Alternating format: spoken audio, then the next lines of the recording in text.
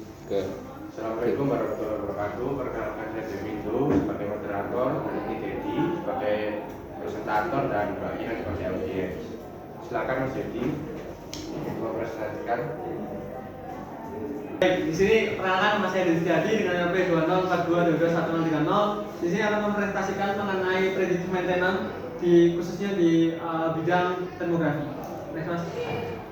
Nah, kita berangkat dari overview itu sendiri. Bahwasanya termografi merupakan salah satu teknik dalam predictive maintenance di mana dapat memantau kondisi termal, temperatur dari sebuah mesin, pabrik maupun struktur dan sistem. Termografi sendiri dirancang untuk memantau emisi energi serta memantau operasional dari sistem berdasarkan inframerah. Dengan adanya termografi sehingga sistem dapat termonitoring serta terkontrol secara real time. Hal ini juga menginisiasi atau mengindikasi adanya temuan anomali pada area yang panas atau lebih dingin daripada yang seharusnya. Next, Mas. Lanjut ke mana?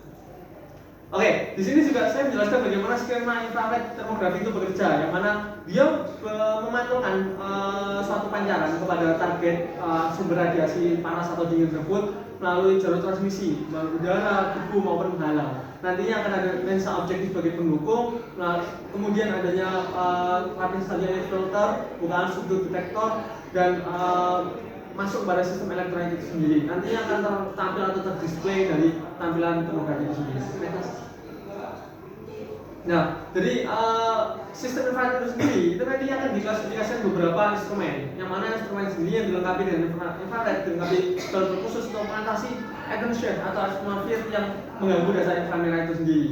Nah, di sini diklasifikasikan menjadi 3: optik pengumpulan dan memfokuskan energi radiasi ke detektor, yang mana mengubah menjadi sinyal listrik lalu diproses elektronik untuk ditampilkan pada 3 jenis instrumen itu sendiri. Yang pertama adalah termometer inframerah atau kita sebut dengan radiometer spot, mengukur suhu atau temperatur pada titik tertentu pada suatu sistem itu. Kemudian memindai garis, memindai radiasi dalam satu garis. Ketiga adalah sistem pencitraan atau menghasilkan termogram untuk profil temperatur secara menyeluruh pada suatu sistem tersebut.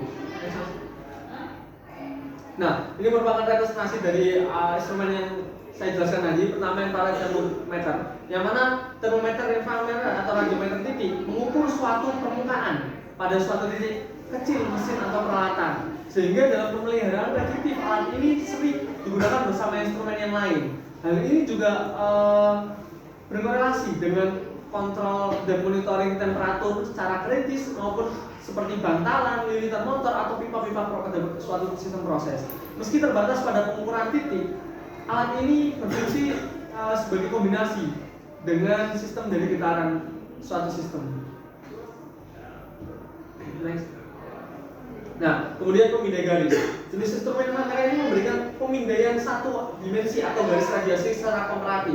Meskipun jenis instrumen ini memberikan bidang pandangan yang sedikit lebih luas, namun dia memiliki batasan, yaitu area permukaan pada mesin dan terbatas pada aplikasi pemeliharaan yang prediktif. Next. Nah, selanjutnya adalah pencitraan termal. Jadi beda teman-teman dengan kedua instrumen tadi. Yang pertama adalah pencitraan termal atau inframerah ini memungkinkan pemindahan emisi inframerah dari seluruh mesin, proses atau peralatan dalam suatu waktu yang singkat. Sebagian besar sistem pencitraan berfungsi sebagai kamera video, memungkinkan pengguna melihat profil emisi termal area luas optik dan alat tersebut. Hal ini seringkali digunakan dalam sistem yang membatasi program pemeliharaan prediktif jangka panjang. Termometer inframerah titik penggunaan jadi harga yang cukup tinggi dan tidak terjangkau, kurang lebih 15 juta. Sistem yang pencitraan inframerah memiliki kisaran harga dari 120 juta hingga pemindahan hitam putih tanpa penyimpanan lebih dari harga 900 juta. Hal ini menjadi harga yang fantastis untuk sebuah instrumen dalam pengukuran suatu sistem. Next. Nah, ini merupakan tampilan dari blackbody dan graybody atau sistem yang akan terpancar dan memancar, yang mana blackbody pemancaran sempurna, emisitas 1,0 menyerap semua energi, dan graybody sendiri sebagai besar peralatan pabrik memiliki emisitas kurang dari 1,0 memantau sebagian energi. Kemudian tabel di bawah ini merupakan representasi bagaimana tabel emisivitas sebagai panduan tetap bervariasi berdasarkan kondisi dari permukaan itu sendiri. Next. Nah ini merupakan contoh dari distribution elektrik dari sebuah miniatur MCB, yang mana di sini dapat diidentifikasikan bahwasanya titik panas atau hotspot yang terlihat pada gambar tengah terminal MCB khusus pada sambungan kabel dan area internal salah satu fasa menunjukkan bahwasanya ada koneksi yang longgar atau degradasi kontak. Distribusi tidak merata dan tampak bahwasanya hanya satu pointer atau satu MCB yang di sini memiliki terminal cukup panas. Next. Nah, di sini juga kita menyinggung dari elektrospektrum. Apa sih elektrospektrum? Bahwasanya rentan inframerah menjadi acuan utama bagaimana bisa bekerja secara efektif, bagaimana secara berkorelatif dengan sistem dan pemancarnya. Nah, fungsi spektrum elektromagnetik sendiri yaitu pertama mengelompokkan gelombang elektromagnetik berdasarkan panjang gelombang dan frekuensi. Kedua, menentukan sifat interaksi radiasi dengan materi tentang spektrum itu sendiri. Ketiga, menjadi acuan pemeliharaan. Keempat, mendukung pengembangan teknologi, penginderaan dan komunikasi. Dan yang kelima adalah menjadi dasar ilmiah dalam aplikasi di berbagai bidang sebagai kedokteran dan industri. Next. Nah, ini merupakan standar infrared termografi elektrik dari temperature, abovement, ada delta T-nya, situation serta reversion priority, di mana posisi-posisi kita untuk melakukan repair atau perbaikan. Next. Nah, di sini juga menampilkan bagaimana standar infrared dikhususkan pada mechanical equipment, di mana titik-titik kita harus melakukan pendeteksian maupun melakukan prediktif itu sendiri. Next. Nah, di sini ada beberapa SOP yang harus kita patuhi. Yang pertama adalah patuhi SOP keselamatan dalam setiap mengindikasikan maupun setiap melakukan proses prediktif itu sendiri. Koordinasikan dengan tim personal area, menggunakan teknisi yang handal dan bersertifikat, jadi bukan abal-abal atau asal main. Kemudian lakukan prosedur shutdown yang aman sesuai dengan SOP yang sudah ditentukan. Yang ketiga adalah cek kondisi lingkungan dan pastikan peralatan dapat diakses dengan aman untuk sebelum memasuki proses dari prediktif itu sendiri. Next.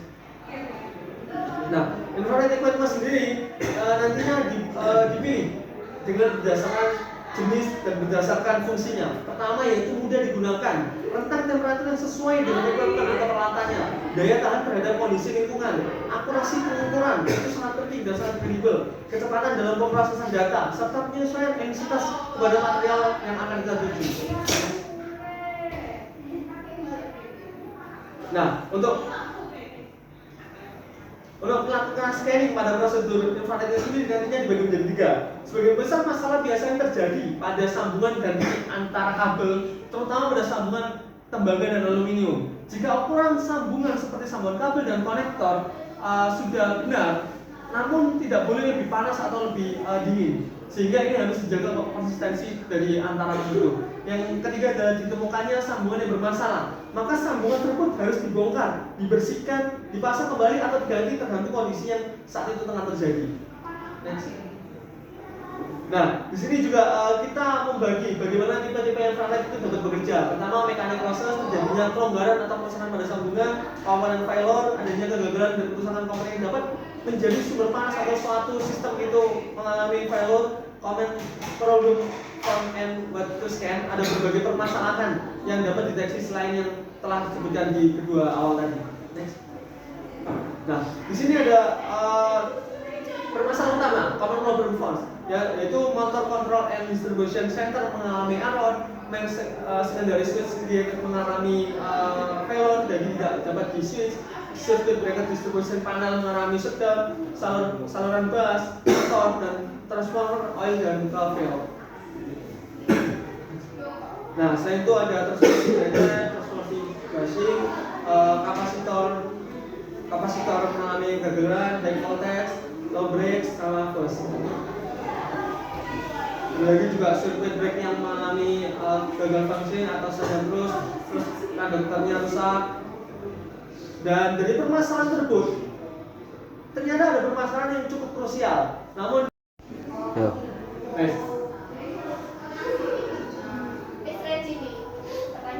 Oke, kita lanjutkan dengan permasalahan lain, yaitu adanya kabel delay yang putus. Terjadinya kabel sabotase hardware yang teroksidasi berat. masalah ini akan tampak seperti spiral panas atau sambungan lainnya itu mengalami kegagalan fungsi. Hal ini disebabkan oleh ketidakseimbangan beban antar helai kabel yang menyebabkan sambungan itu buruk atau nantinya akan mengalami terbakaran.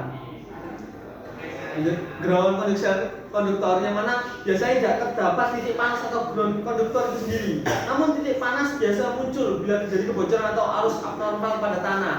Diwaspadai titik panas seperti ini selalu catat dalam laporan infrared saat melakukan inspeksi.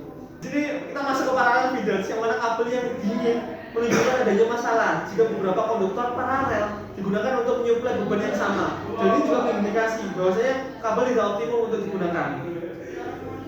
Oke, terima kasih dari saya. Dari Setiadi, wassalamualaikum warahmatullahi wabarakatuh. Dilanjut dengan sesi tanya oleh Mbak Kina sebagai ini. Sesi tanya jawab. Apakah Mbak Kina ada pertanyaan? Oke, terima kasih sebelumnya. Di sini aku izin mengajukan beberapa pertanyaan ya. Coba kita back ke slide yang electromagnetic spectrum. Silakan Mas Reza.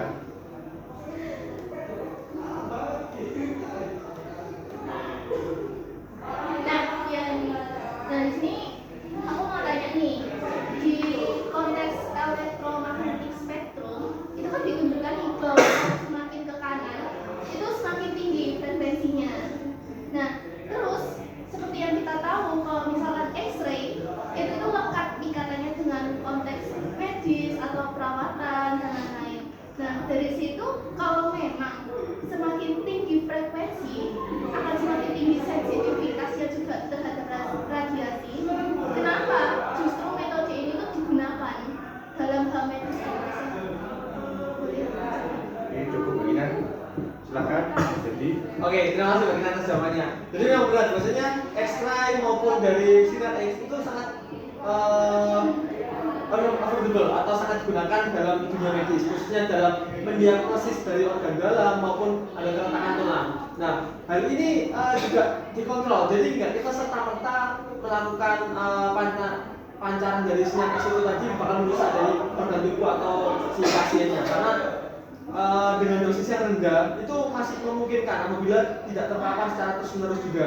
Kemudian hal ini perlu dilakukan karena diagnosis organ dalam itu lebih optimal apabila melakukan X-ray maupun sinar X itu sendiri. Dan mendeteksi penyakit seperti tumor jauh lebih besar daripada bahayanya. Karena kalau kita memaksakan tidak menggunakan X-ray atau sinar X sendiri, kita tidak bisa mendeteksi apakah ada gejala dari tumor, apakah ada gejala dari karena suatu keretakan atau ada organ dalam yang rusak. Jadi menurut saya, dan kenapa kok ini masih diperbolehkan di dunia medis, karena ini masih pada tahap yang memungkinkan atau dosis yang rendah untuk pasien, dan lain lagi ini tidak terpapar setiap hari atau setiap jamnya, jadi masih memungkinkan dan aman. apakah ada feedback dari Mbak Kina? Untuk feedback belum ada, tapi masih ada pertanyaan. Oke, silakan Mbak Kina. Lalu kita masuk ke yang bagian standar termografi. Silakan Mas Reza.